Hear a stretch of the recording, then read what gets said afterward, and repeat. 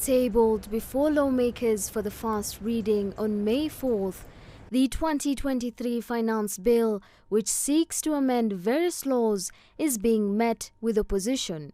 With each finance bill cycle, there's usually one or two proposals that are hot potato issues. I think this time around there are a number of proposals that are really contentious. Both President William Ruto and his Treasury Cabinet Secretary have defended the new proposals, saying it is a projection of where the economy should head.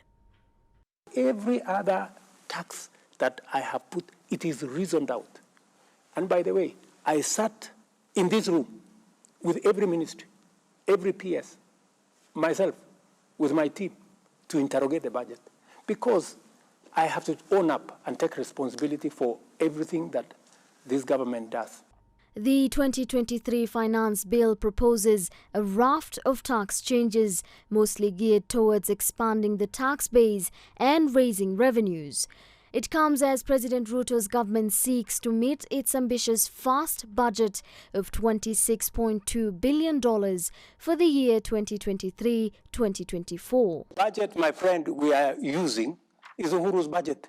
The budget you will hold me to account is the one we are discussing. You know, when you have a budget in place, even if you came into office today, unless you go to parliament to change the way the budget is funded, you can't. They had budgeted to borrow in that budget. They had budgeted to borrow 1.1 trillion. I came using the supplementary budget, I cut it down by 300 billion. Right? But you see, the train had left the station.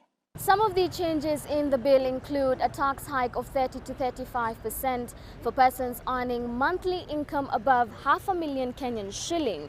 But the two particular proposals in this new bill that has raised eyebrows: an increment of tax on petroleum products from the current 8% to 16% starting July. The other changes to the Employment Act, a mandatory housing tax that seeks to deduct 3% from employees' basic salaries, which will be matched by another 3% by employers to help fund the government's ambitious housing project.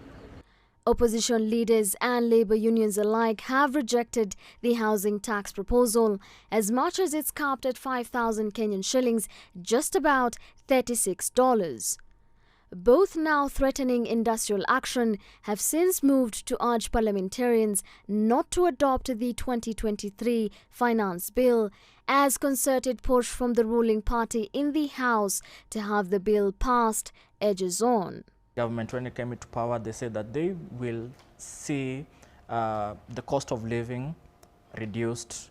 But looking at the proposals within the finance bill, I think it's more or less denting the consumers' pocket. So that is a valid point that they are bringing to the table, that this current finance bill, if you look at the balance of it, all the misses and the hits, or look way at the tax proposals that have been placed within the current bill, and just assessment is just that the cost of living will still continue trending higher.